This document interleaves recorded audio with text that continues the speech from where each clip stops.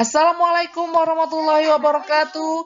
Sesuai dengan janji saya pada video sebelumnya, yaitu kita akan mencoba membuat laporan lengkap atau kita melihat laporan yang sudah pernah kami susun. Seperti ini sudah divalidasi oleh gubernur karena kita adalah daerah kabupaten, maka yang melakukan validasi adalah provinsi. Nah, seperti yang teman-teman lihat, kajian lingkungan hidup strategis rencana pembangunan jangka menengah daerah Kabupaten Bengkulu Utara tahun 2021. Seperti ini covernya, ada lambang daerah, kemudian ada foto bupati, wakil bupati, kemudian KLHS ini disusun pada tahun 2021. Setelah cover ada kata pengantar yang ditandatangani oleh Bupati Bengkulu Utara.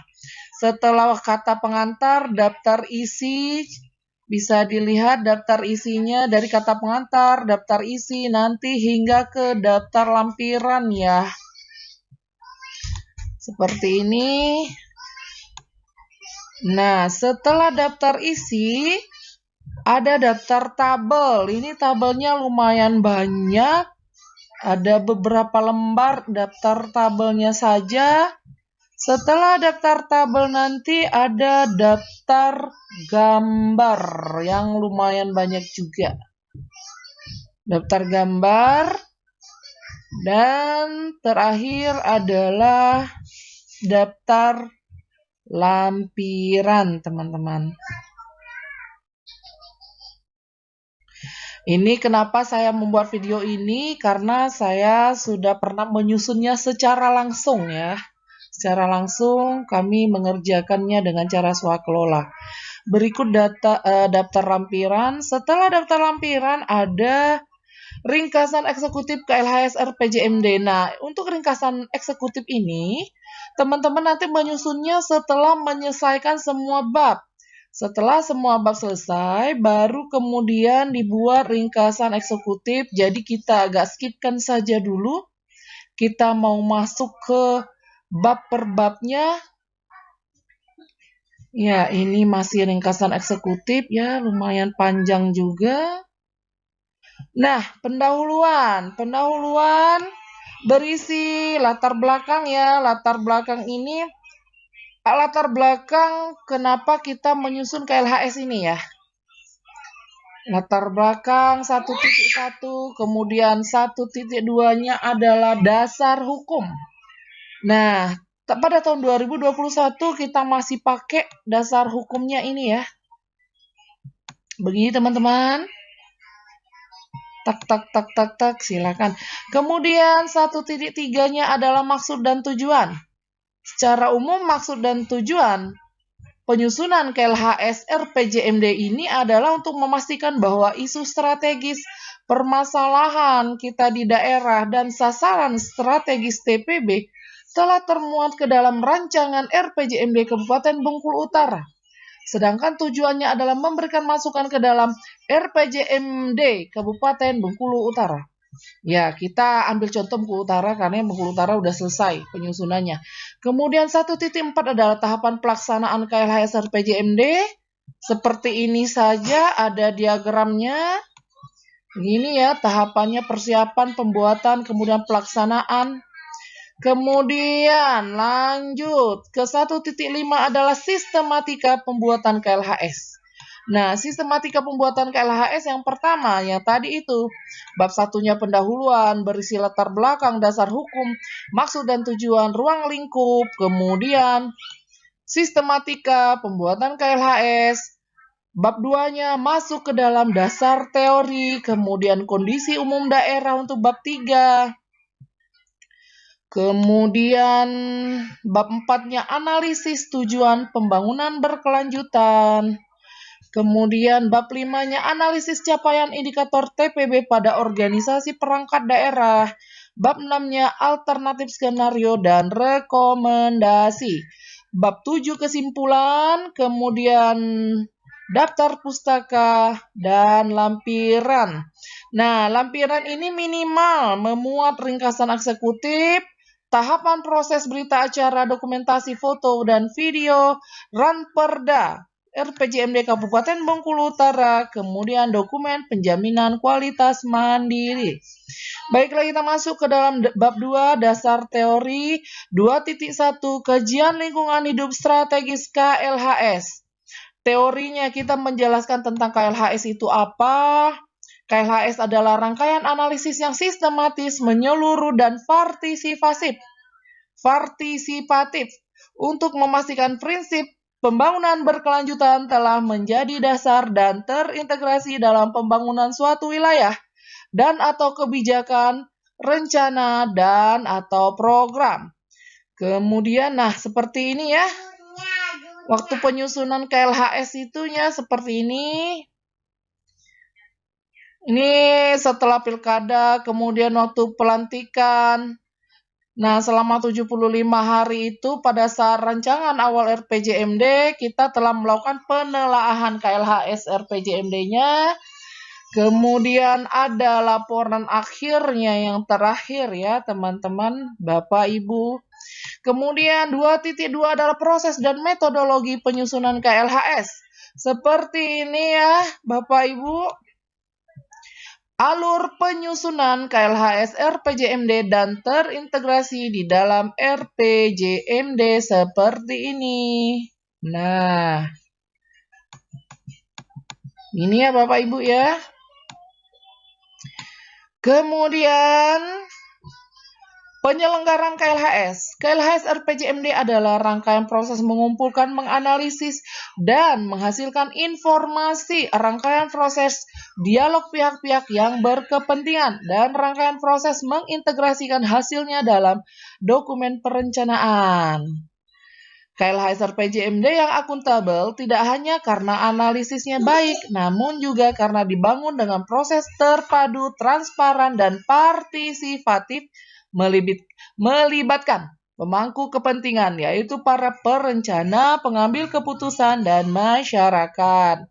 Oke, mekanisme yang dilaksanakan adalah sebagai berikut. Yang pertama, pembentukan tim Pokja pembuat KLHS ya. Kemudian pengkajian muatan pembangunan berkelanjutan.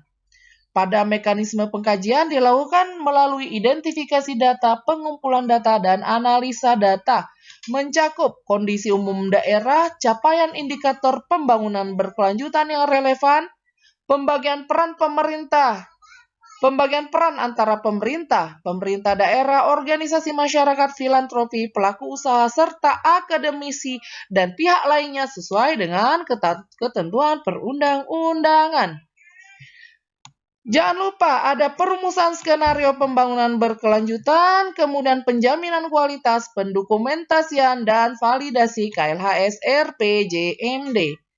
Kemudian 2.2.2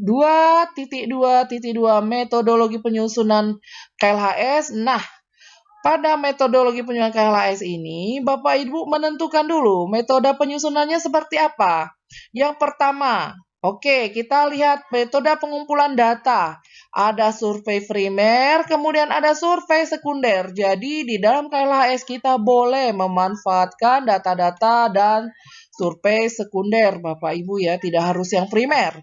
Nah, jenis kebutuhan data kita inventaris dulu. Data-datanya apa saja, kemudian sumbernya dari mana. Contohnya, dokumen perencanaan RPJMD-nya tentu saja dari Bapeda, bisa dari DLH juga. Kemudian laporan status lingkungan hidup daerah tentunya dari DLH.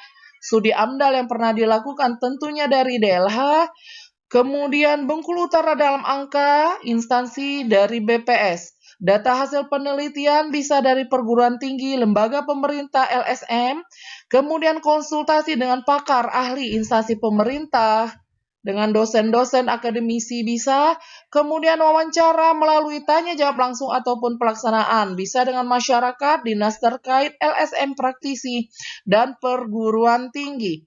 Dokumen rencana awal dan peta analisis, serta capaian program pembangunan berkelanjutan berkelanjutan. Itu bisa kita dapatkan dari instansi Bapeda dan DPUPR.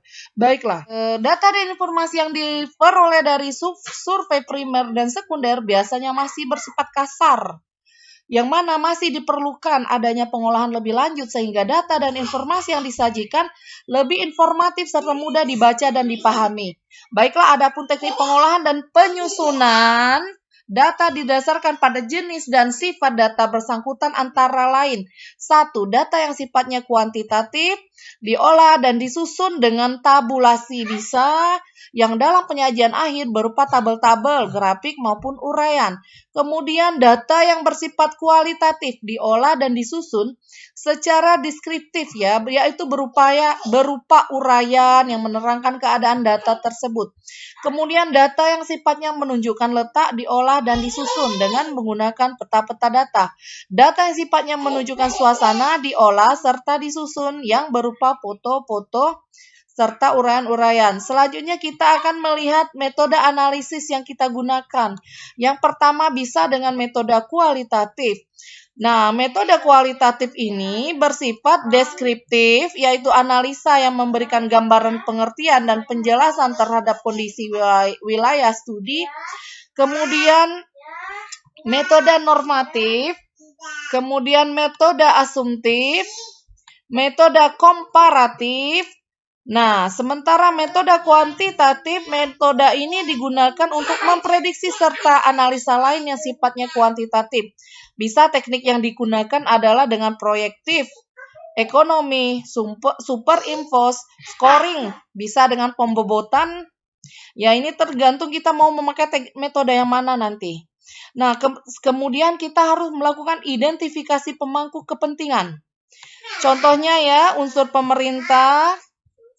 Unsur-unsur itu dari pemerintah itu siapa saja, kepala daerah, DPRD, organisasi perangkat daerah, kemudian ada setelah unsur pemangku kepentingan, maka ada perannya dalam KRP-nya itu apa, begitu. Setelah kita melakukan identifikasi pemangku kepentingan, maka hasil KLHS nanti adalah berbentuk laporan. Dia nanti berbentuk laporan, kemudian yang tidak terpisahkan dari dokumen RPJMD.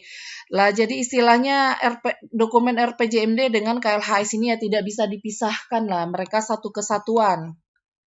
Jadi tidak ada RPJMD, maka tidak ada juga KLHS berarti. Berarti kalau tidak ada KLHS-nya, berarti RPJMD-nya juga tidak sempurna, begitu. Kemudian berikut ini gambaran rencana integrasi KLHS ke dalam RPJMD-nya, kira-kira seperti ini ya. Begini, kemudian lanjut ya. Ini adalah kita selesaikan sampai bab kedua dulu. Jika ada yang mau ditanyakan, silakan teman-teman bisa tulis di kolom komentar atau DM ke saya. Demikian teman-teman untuk bab 1 KLHS RPJMD kita sudah selesai. Di video berikutnya kita akan lanjut kepada ini bab 1 dan bab 2 kita sudah selesai. Kita akan lanjut kepada bab ketiganya. Terima kasih teman-teman sudah menyimak video ini. Assalamualaikum warahmatullahi wabarakatuh.